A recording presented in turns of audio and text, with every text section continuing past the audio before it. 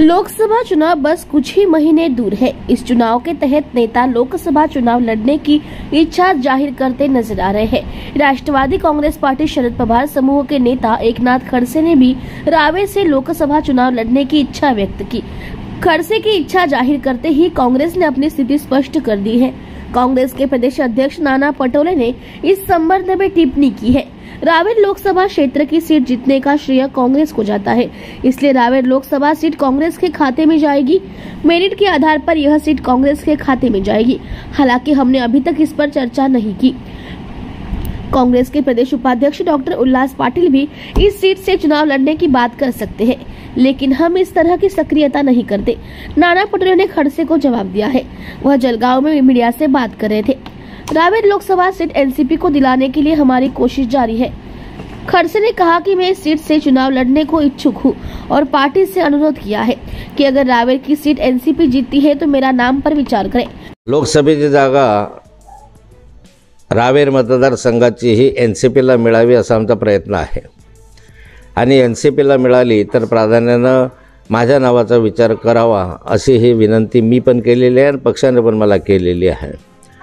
तब्येतीचं एक कारण माझं आहे, डॉक्टरांचा सल्ला घेऊनच याबाबत पुढचा निर्णय मी घेणार आहे। परंतु युतीमध्ये ही जागा मिळाल्यानंतर निश्चितच त्या दृष्टिकोनातनं मला निवडणूक लढवावंसं वाटतं आहे आणि मी निवडणूक लढण्यात उत्सुक आहे। असं आहे, आमचे उल्हासदादांना पण रावेर लढायचं आहे काँग्रेसचा, पण अशा पद्धतीनं आमच्या पक्षामध्ये आतताईपणा नाही आहे।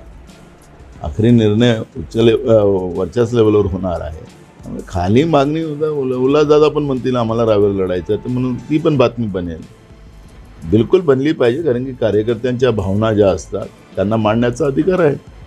त्यामुळे आज हे खालच्या पातळीवर कोणी काही बोलत असेल, पण निर्णय अजून झालेला नाही। त्या पद्धतीचा निर्णय होईल त्यावेळेस आपल्या सगळ्यांना कळेल। सर, आपण काँग्रेस या जागेसाठी आग्रही आहे का?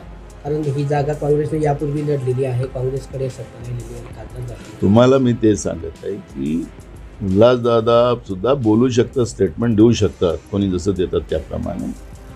पण काँग्रेस हा पक्ष असा आहे की या पक्षाला सगळ्यांना घेऊन चालत असताना मेरिटच्या आधारावर निर्णय, कारण जिंकणं महत्त्वाचं आहे जागा, आणि जागा जिंकण्याचं मेरिट काँग्रेसचंच आहे। त्यामुळे ही जागा काँग्रेसलाच येईल, पण अजूनही चर्चा नाही त्या विषयावर। पण मी मोगम तुम्हाला